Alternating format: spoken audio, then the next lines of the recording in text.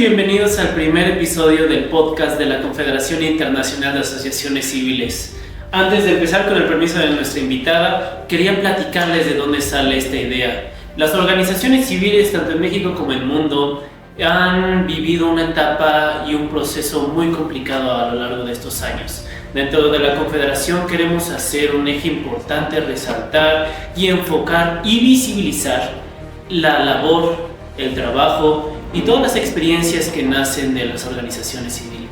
Por ello, este podcast nace con experiencias de grandes personalidades tanto en el sector público y privado, entender, conocer y saber de las experiencias que pueden ayudar a las organizaciones civiles en su labor diaria.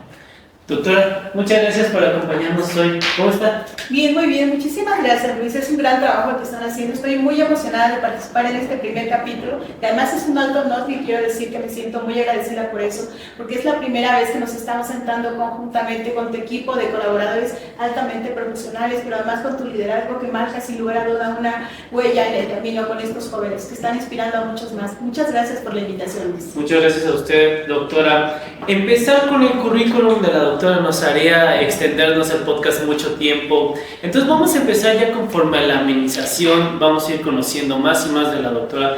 Doctora, para empezar esta charla, si usted nos pudiera comentar, platicar, ¿cómo nació todo este enfoque tanto del apoyo académico y todo su trayectoria de vida? ¿Cómo se fue formando y mejorando desde su entendimiento básico?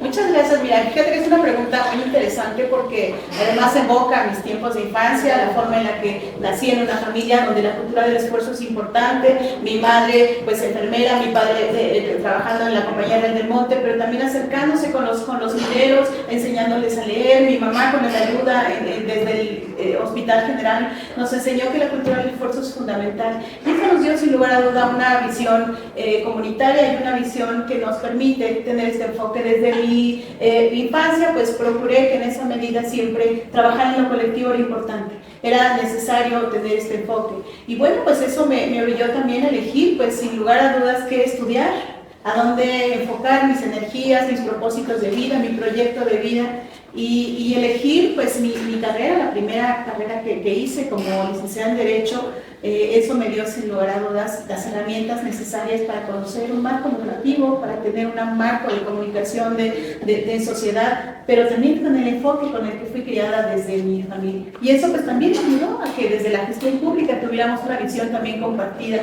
enseñar una visión donde caminar juntos es importante, no caminar en solitario, sino trabajar de manera conjunta con un propósito común y un propósito comunitario. Platíqueme un poquito más.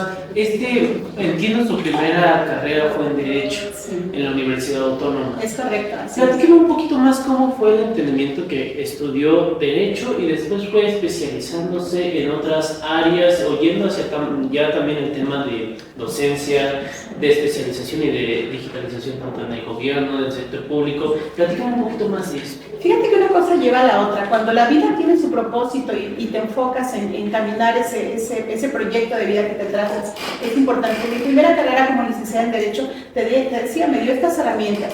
Sin lugar a duda, eso me permitió. Te quiero platicar como anécdota que ingresé al sector educativo justamente porque estudié Derecho. Quien me daba la asignatura de Derecho procesal era un maestro reconocido, prestigioso, y además conducía el área de jurídica de la Secretaría de Educación Pública. Y en un momento en el que requirió ayuda y con una visión nueva en cuanto al sector educativo, nos invitó a 3 de mis compañeros, eligió los 3 mejores promedios en aquel entonces. Y es así como me incorpora a la Secretaría de Educación Pública, teniendo pues la visión jurídica, pero también teniendo una visión desde la gestión pública.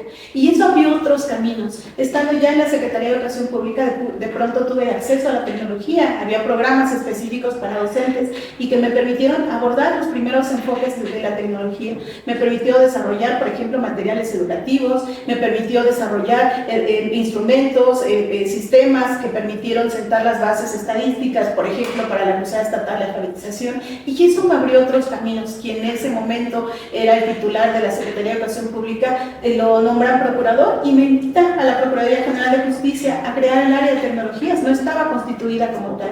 Y entonces me empiezo a especializar en temas de tecnología, temas de incidencia delictiva, y empezamos a crear los primeros sistemas de incidencia delictiva en el estado de Hidalgo. Con eso armábamos los operativos, por ejemplo, identificábamos en qué lugar se cometían más delitos y entonces la tecnología la pusimos al servicio de la gente para ello. Y eso me abrió otras puertas, te quiero platicar. Estando en la Procuraduría, pues me invitan a trabajar, estando como primer comisionado de la Policía Preventiva de la Policía en el país, pues mi jefe en ese momento me invita a colaborar con él, me voy a la Ciudad de México, estoy un tiempo en la Policía Federal Preventiva y después me regreso a mi estado a hacer innovación gubernamental. 10 años de mi vida los he enfocado a la innovación gubernamental y me dio un conocimiento profundo de las áreas, cómo se componen, cómo son los procesos, pero también cómo están las redes de colaboración, las redes tecnológicas, pero también las redes de las personas. Y eso abrió sin lugar a duda otras puertas que hoy me llevan también a la docencia. Estoy participando en un programa de doctorado donde soy docente,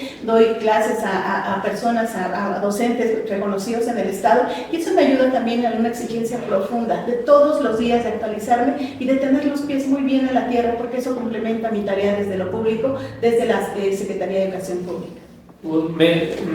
Me encantó el tema y yo creo que es uno que me gustaría abordar. En el tema cuando usted entró en la Procuraduría, nos platica que inició, empezó a trabajar ahí y hizo el acercamiento tecnológico dentro de esto. Ya hablando dentro de la Procuraduría, cuando estuvo esta etapa, ¿cuál fue uno de sus primeros acercamientos con las organizaciones de la sociedad civil ya dentro de una institución con tanta incidencia y con tanto interés público, tanto general como de organizaciones civiles? Sí, claro que sí. Mira, fíjate, las mayores necesidades que tiene la gente son seguridad, justicia, empleo, alimentación y, bueno, temas de salud.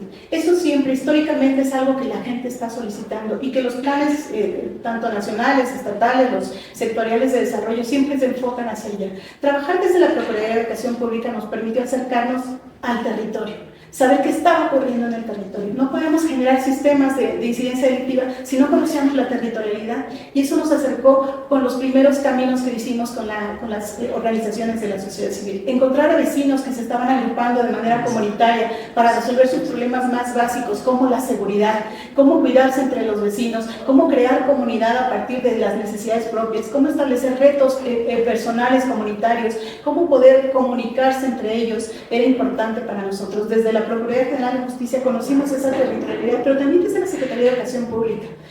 Caminar los 84 municipios, caminar las 12 regiones educativas, caminar las 10 regiones geoculturales, nos ha dado un enfoque, sin lugar a dudas, no solo territorial, sino también de necesidades.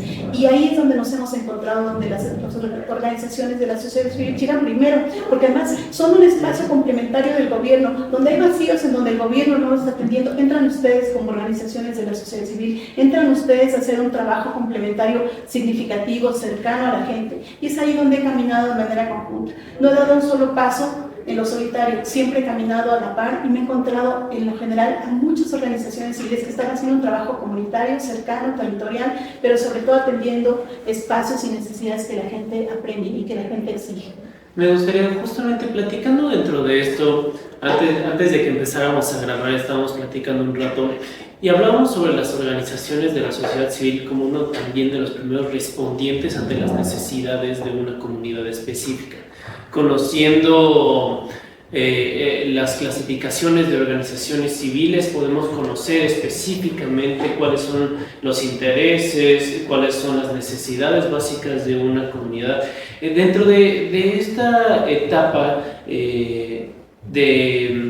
en su primera etapa dentro del tema laboral en la Secretaría, ¿cómo estuvo la escucha? ¿Cómo fue la dinámica con las organizaciones civiles? ¿Cómo fue el tema del acercamiento? Y más que nada, ¿cómo fue el tema de diferenciación entre uno y otro objetivo para también hacer una muy buena comunidad y poder empatar, por ejemplo, objetivos, más o menos, si nos pudiera platicar en ese sentido? Sí, fíjate que una de mis primeras experiencias y más significativas que han marcado mi vida personal y profesional ha sido colaborar en la Cruzada Estatal de Alfabetización. Caminar el territorio para poder ayudar a la gente a leer y escribir, para poder hacer un proceso de alfabetización, para poder abrirles otras oportunidades, nos permitió conocer a estas organizaciones. Fue mi primera experiencia. Ellos llegaron primero a las comunidades y había gente, grupos, agrupaciones de jóvenes como ustedes, pero también agrupaciones que estaban acercándose a la gente, alfabetizándolas. Ayudó, sin lugar a duda, profundamente a que la Cruzada Estatal de Alfabetización pudiera izar su bandera blanca en los 84 municipios. Y fue caminar juntos. Organizaciones organizaciones de la sociedad civil con el gobierno, y juntos pudimos abarcar esta territorialidad y las necesidades urgentes que teníamos en temas de alfabetización. Pero también desde la Secretaría de Educación Pública te quiero platicar, por ejemplo, hay fundaciones importantes que están complementando programas que son necesarios. Ver bien para aprender mejor tiene que ver con la dotación de lentes a niños, a niñas, jóvenes, adolescentes que hoy tienen una situación de agudeza visual y que no les permite aprender adecuadamente, que son barreras del aprendizaje. Hoy las fundaciones y estas organizaciones están complementando un tema que, porque además tenemos un recurso que es finito, que se termina. El complemento y el trabajo conjunto con las organizaciones de la sociedad civil es fundamental y permite abarcar, llegar a más gente, pero también atender otras necesidades de manera complementaria. Caminar juntos es la respuesta. ¿Cómo fue esa campaña de alfabetización? Si me pueden platicar como en qué año, cómo fue. Siento que es una experiencia muy enriquecedora. A ver si nos puede compartir un poco. Sí, fíjate que lo que identificamos en el Estado, resulta ser que cuando revisábamos temas de alfabetismo, Hidalgo se encontraba en los lugares en donde siempre estaba, en los lugares en foco rojo. Teníamos una gran cantidad de personas y de comunidades que no habían llegado a la educación. En los modelos educativos, la primera oportunidad fue hacer cobertura y entonces ampliar los servicios educativos para llevar a más gente, colocar escuelas en donde no había. Pero también había un proceso que había una deuda histórica con la gente. El asunto estaba en que había gente que no sabía leer y escribir y que ya no estaba en la edad de cursar sus estudios en el nivel básico, por ejemplo. Y entonces era un reto fundamental para el Estado de Hidalgo.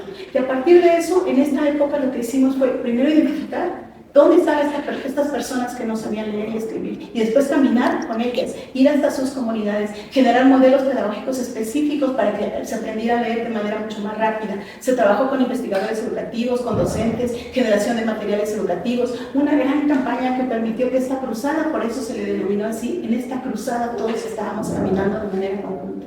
La gente desde allá, desde sus comunidades, estaba esperando las brigadas de alfabetización que permitiera eso. Aprender a leer y escribir era sin lugar a dudas darle la oportunidad a las personas de tener igual acceso a todos los servicios, a toda la información, a toda la forma plena de desarrollo como individuo.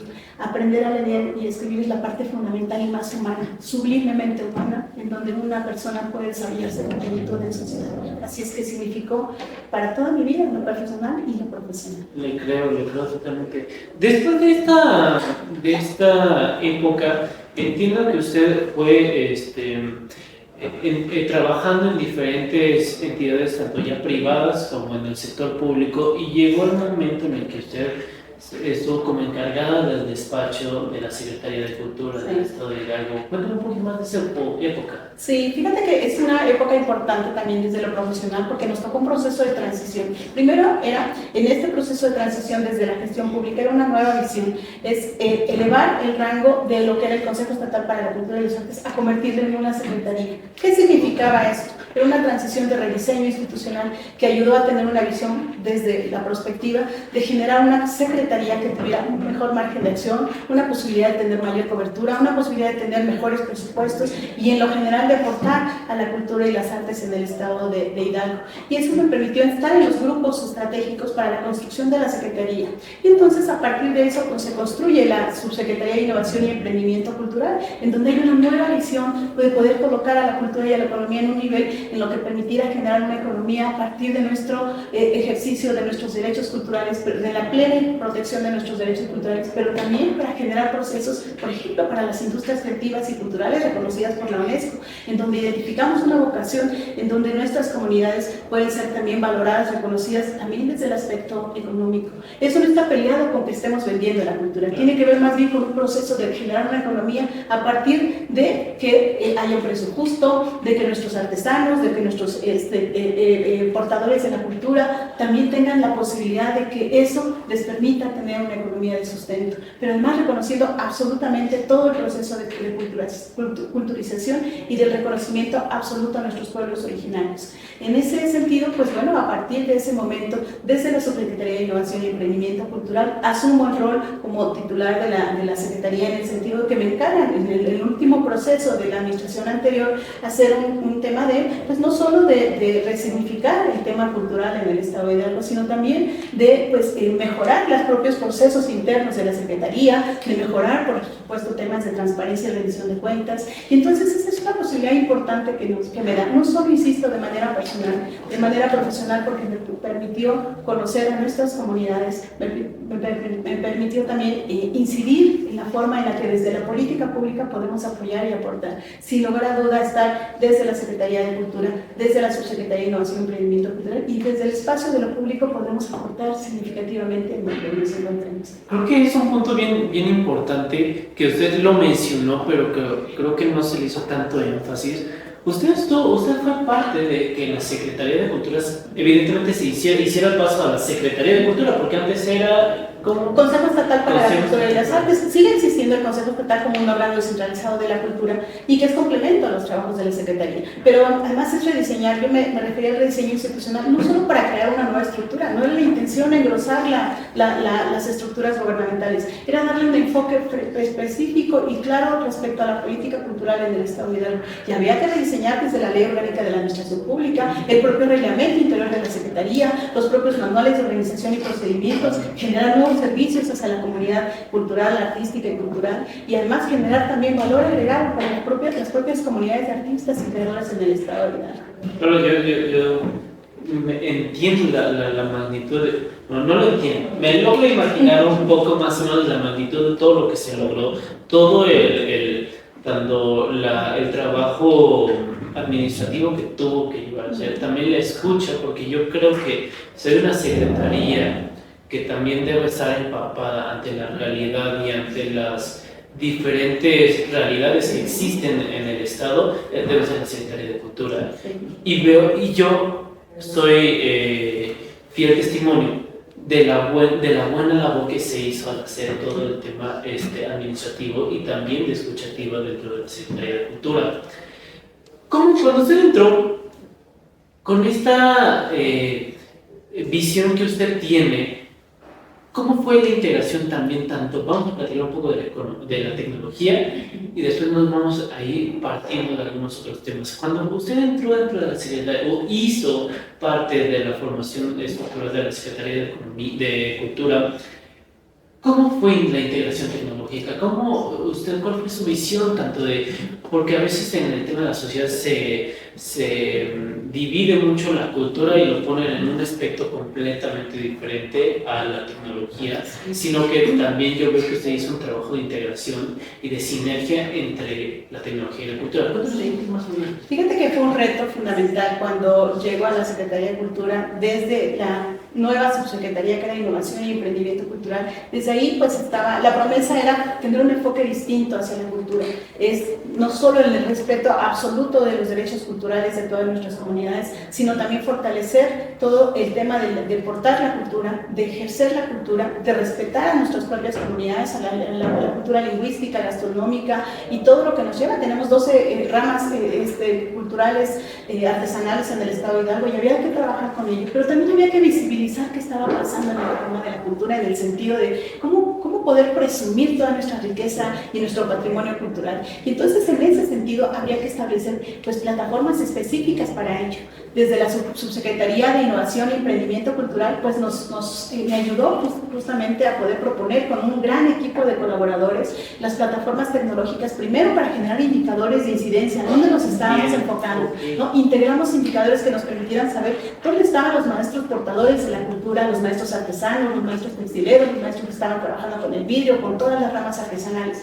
Pero también dentro de esta plataforma nos permitió crear algo que le llamamos el Centro de Cultura Digital, en donde están incluidas todas las ramas artesanales desde un enfoque tecnológico de visibilización, pero también de documentación. Respetar el valor cultural de nuestras regiones tiene que ver con recuperar, no solo recuperar el conocimiento ancestral, documentarlo y preservarlo. También hay una obligación absoluta de proteger. ¿Y cómo tenemos que proteger? Pues a documentarlo, generar nuestros sistemas, bases de datos, información, dónde están las cocinas tradicionales, qué están haciendo, cuáles son las ramas artesanales que se están perdiendo y cómo poder impulsar políticas públicas para rescatarla, cómo proteger el patrimonio cultural de artistas, de creadores, de portadores de la cultura en el Estado de Hidalgo si no sabíamos dónde estaban. Teníamos que generar también repositorios específicos para poder visibilizar galerías interactivas, centros específicos proyectos donde el cine, la cinematografía, que es una de las industrias culturales y creativas, la fotografía, la industria que tiene que ver con el entretenimiento, también son parte de nuestra cultura contemporánea y tenemos que no solo fortalecerlo, protegerlo, preservarlo.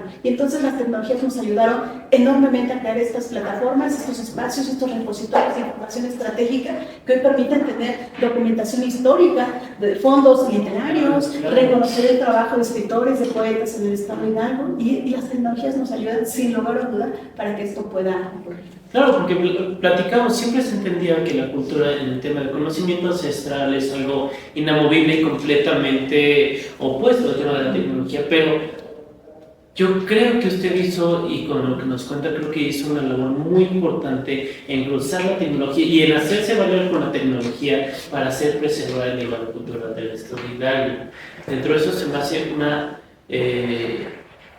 evidencia y una forma de trabajo que podemos nosotros, que ya dentro de las organizaciones civiles, esta experiencia, esta forma de integrar la tecnología en procesos que generalmente en la vida cotidiana vemos como totalmente apartados, debemos de entender, más o menos dentro de cuando usted estuvo ya también en este despacho de la Secretaría de Cultura, cómo fue también el entendimiento con las organizaciones civiles.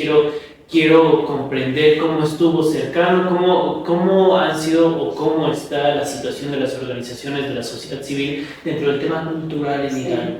Tenemos agrupaciones de artistas y de creadores en todo el territorio de Alguense y eso me dio un conocimiento profundo y un respeto profundo por el trabajo que hacen cada uno de ellos. Cada uno con su enfoque está buscando también mejores condiciones para visibilizar la cultura.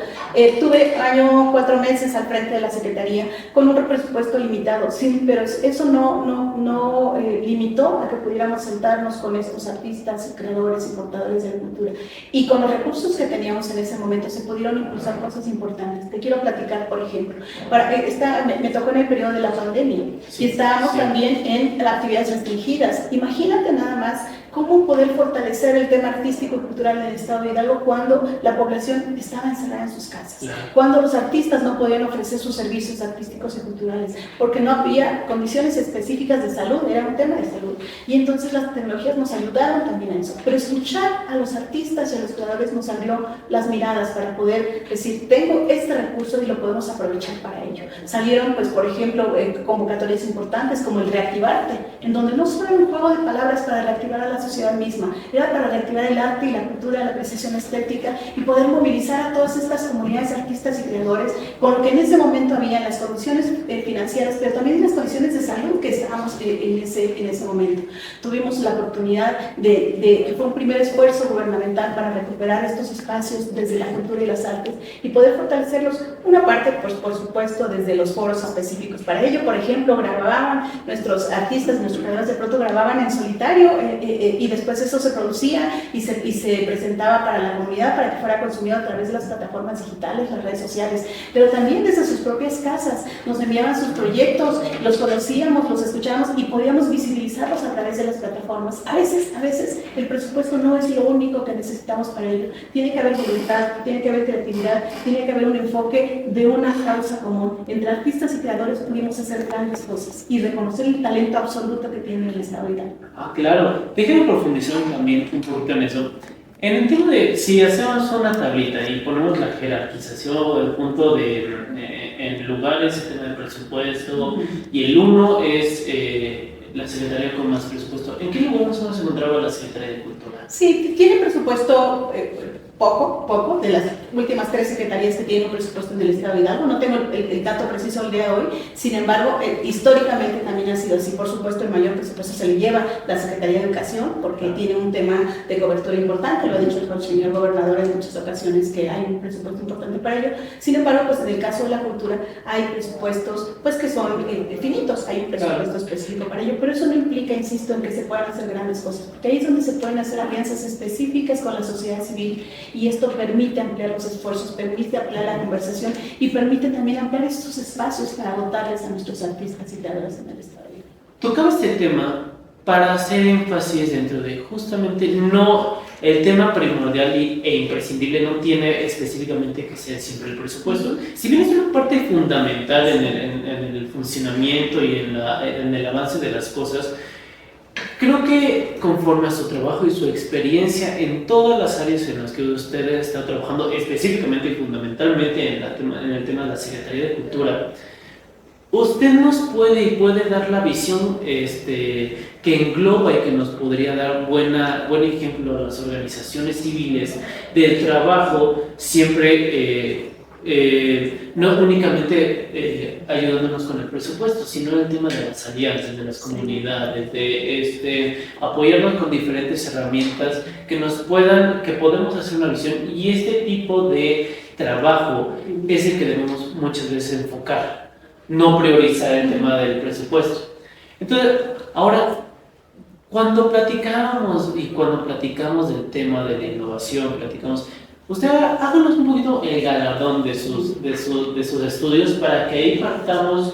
Yo tengo entendido de muchos de sus estudios, pero si nos pudiera usted contarnos más o menos sus estudios, y ahí nos partimos de un tema que ahorita vamos a platicar. Sí, fíjate que no, en la vida no solamente es la adquisición de los conocimientos a través de diferentes carreras, ¿no? He tenido la posibilidad de estar en muchas universidades como estudiante y ahora como docente, y he hecho pues otras cosas. Si bien la licenciatura en Derecho fue una de mis primeras carreras, después hice maestrías, hice una en Administración, hice una especialidad en Tecnologías de la Información y Comunicaciones, hice una especialidad en Mercadotecnia, pero después hice una maestría en Perspectiva Estratégica con Gestión Pública Aplicada, y eso me abrió sin lugar a duda a otros horizontes. Y he estudiado pues otras cosas, inteligencia artificial recientemente, y lo estoy aplicando en mi nuevo entorno de trabajo, desde la docencia, pero también desde la gestión pública.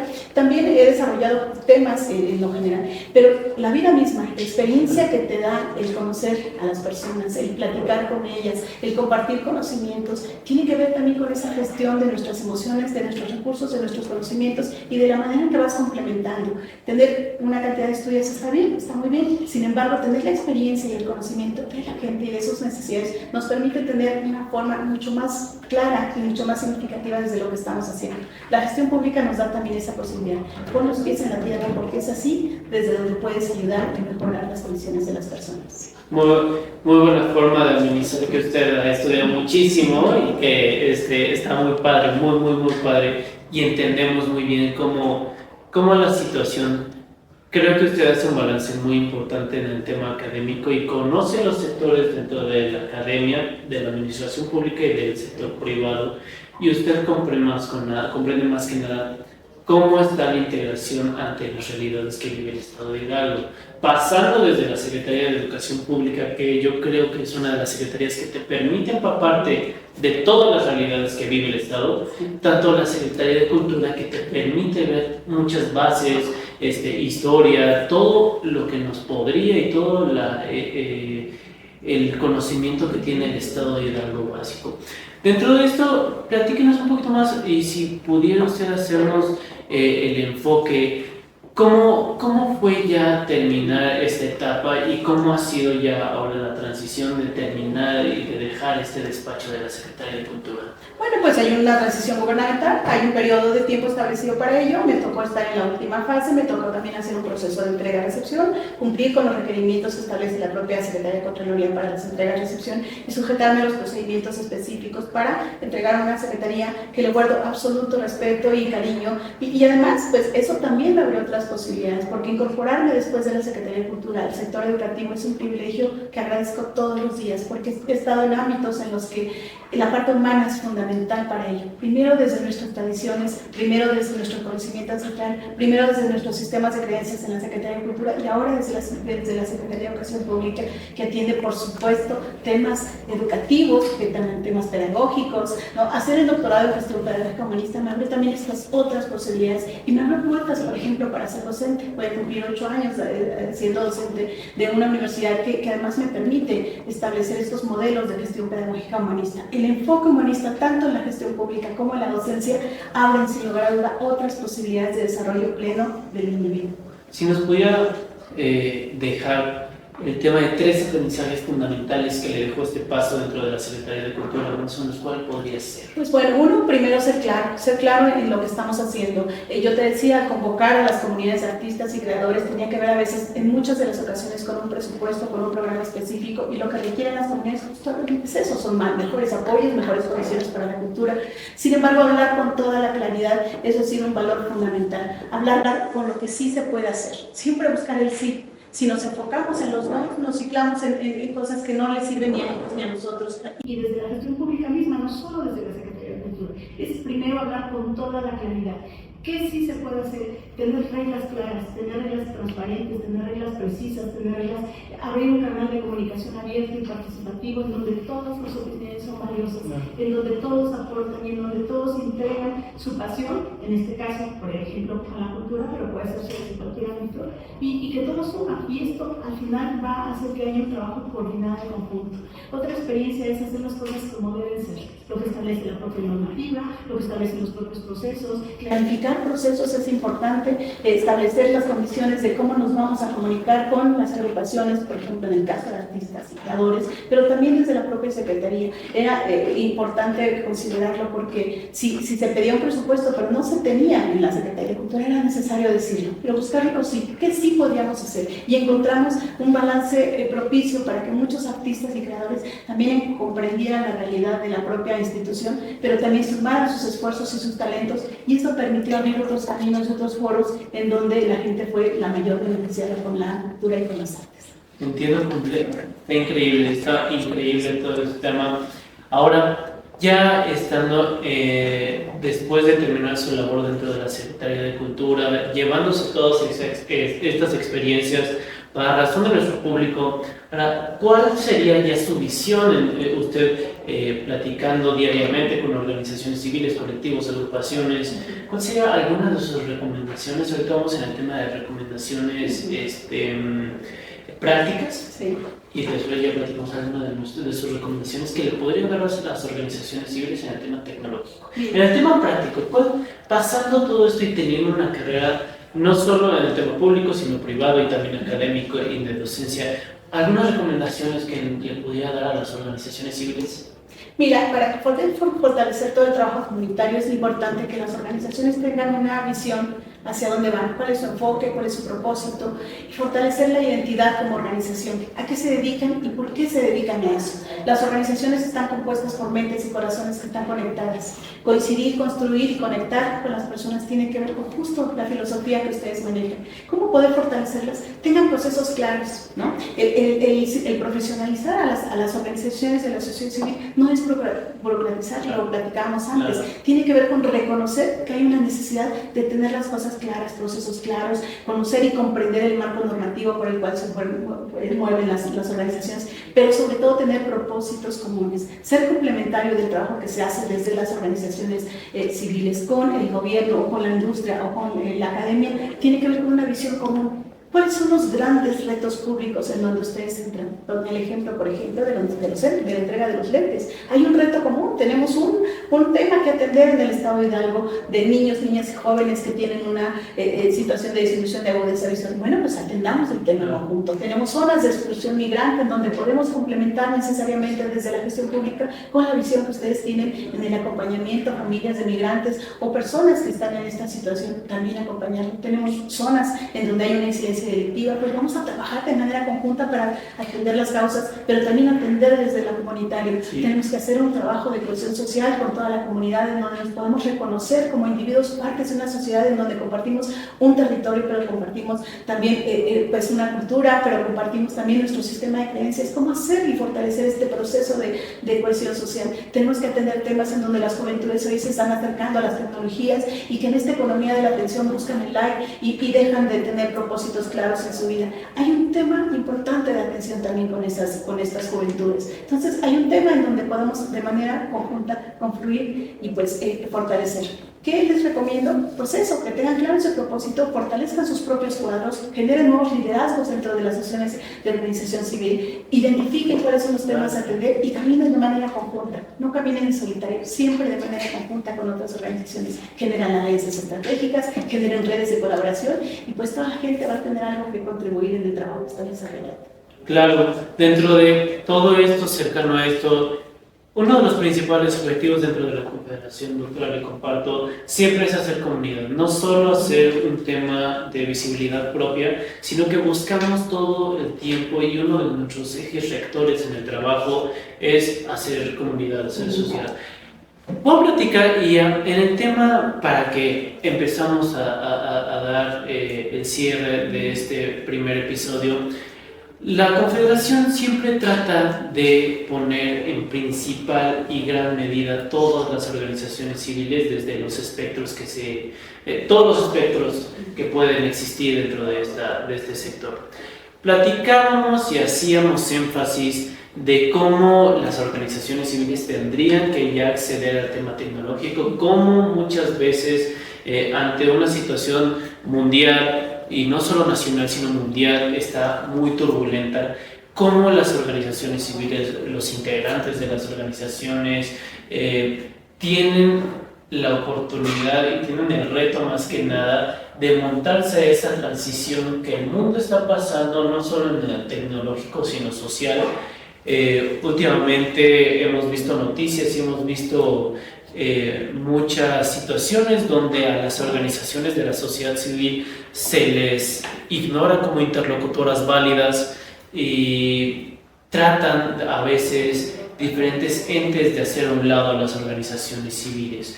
Con esto teniendo en cuenta, ¿cuál sería su reflexión? Si nos podría platicar un poco con la reflexión en la situación que vivimos actualmente en las organizaciones civiles, y con esta situación, ¿cuáles son los retos y más que nada también las oportunidades que podemos y que tenemos la responsabilidad de abordar? Sí, sin lugar a dudas, sí, son tiempos complejos en el mundo en general, son retos que nos impone las propias transiciones económicas, políticas, sociales, culturales, y en lo general cómo estamos viviendo una sociedad en lo que está despersonalizándose a través de la tecnología. ¿Cómo entran ustedes? Porque amplían los espacios de comunicación. Este es un espacio valiosísimo de comunicación con nuevas audiencias, con nuevos jóvenes, con nuevas personas que se están acercando, porque saben que hay jóvenes como ustedes que están inspirando a otros jóvenes a abrir estos espacios en donde platiquemos, en donde nos conozcamos y nos reconozcamos como parte importante de la sociedad. ¿Cómo puede contribuir? Bueno, pues justo eso, identificando cuáles son los grandes retos sociales y cómo puede participar en esas alianzas y esas redes de colaboración con los gobiernos, con la industria, con las universidades, con el sector académico,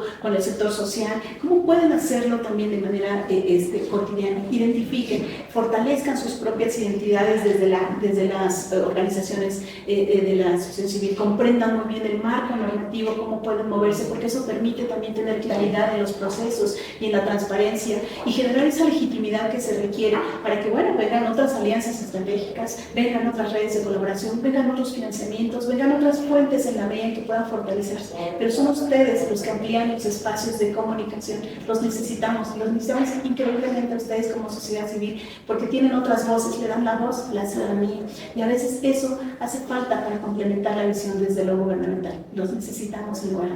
Tienes toda la razón. Para acabar este primer episodio, yo me gustaría terminar haciendo un llamado y haciendo siempre esta expresión ante la necesidad que tenemos ahora la Confederación Internacional de Asociaciones Civiles, todas las organizaciones básicamente, expresar nuestro objetivo, conocer que la gente, socializar nuestros objetivos es una forma de darle interlocución válida a todo lo que se hace diariamente desde el ámbito civil. Necesitamos imponer a las organizaciones civiles siempre ante el objetivo que se está dando. Es decir, que la sociedad sepa lo que se está haciendo, que la sociedad sepa cómo estamos trabajando, que la sociedad sepa cómo siempre se está trabajando en un tema. Es importante que dentro de la sociedad común se le dé la interlocución válida siempre a todo el trabajo que se hace. Todo esto, y para que podamos como organizaciones civiles tener un impacto mejor y con gran posteridad en el tiempo, necesitamos el apoyo general. Esperamos que este primer episodio haya sido un acercamiento con toda la labor, con el tema de la cultura de la educación en el estado de Hidalgo. Doctora, si nos quisiera dar un mensaje final.